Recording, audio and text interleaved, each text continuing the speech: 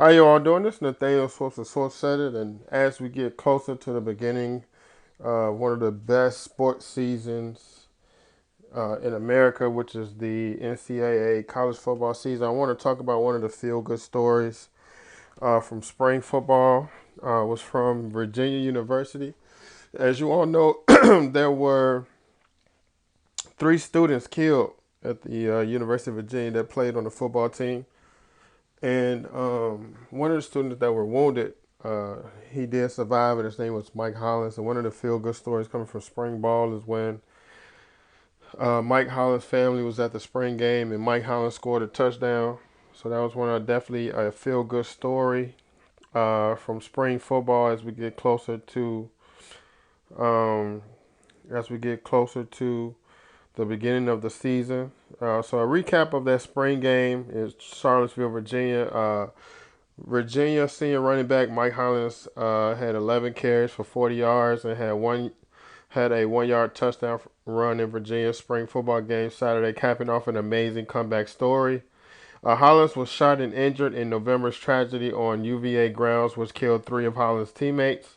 Also, UVA's quarterback Tony Muskett, who transferred from Monmouth, completing 11 of 14 passes for 114 yards, including a 63-yard touchdown pass to J.R. Wilson, leading the white team to a 34-19 win over the blue team. Virginia has shown remarkable resiliency this spring after the team has been through in recent months. The coach said, "We have a chance to change the world today. A lot of people are tuning in to see how the Cavaliers respond, what this team is going to look like. The spirit I have seen day to day, day in and day out. That's all I wanted them to do is show the world the spirit that they have." Again, a recap on what happened on this tragedy. Uh, a recap on what happened in this tragedy. There was a field trip. The students were coming back from a field trip, and a student opened fire on the inside a charter bus. Um, the suspect in the University of Virginia shooting was former UVA walk-on player Christopher Darnell Jones Jr. He faces three charges of second-degree murder and three counts of using a handgun in the commission of a felony, authorities said. Jones also faces two counts of malicious wounding, each accompanied by a firearm charge. Jones had his first court appearance on November 16th, and the court ordered that he be held without bond. He remains in custody in Charlottesville Regional Jail. Deshaun Perry, a Miami native and four-year student majoring in studio and art and African American and African Studies, was a linebacker on the football team. The university post awarded him and the two other slain football players degrees in early December.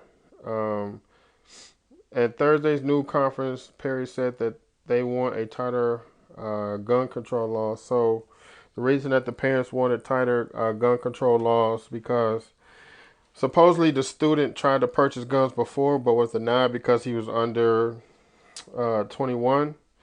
The young man um, Jones and he was denied in his attempts to buy firearms once in 2018 because he's under the legal purchase age of 21 to buy a handgun, and once in 2021 due to the pending criminal charge. So this is why the parents of one of the slain players, once his parents of Deshaun Perry, they want tighter gun laws to be uh, stricter in the state of Virginia because of what happened to their son.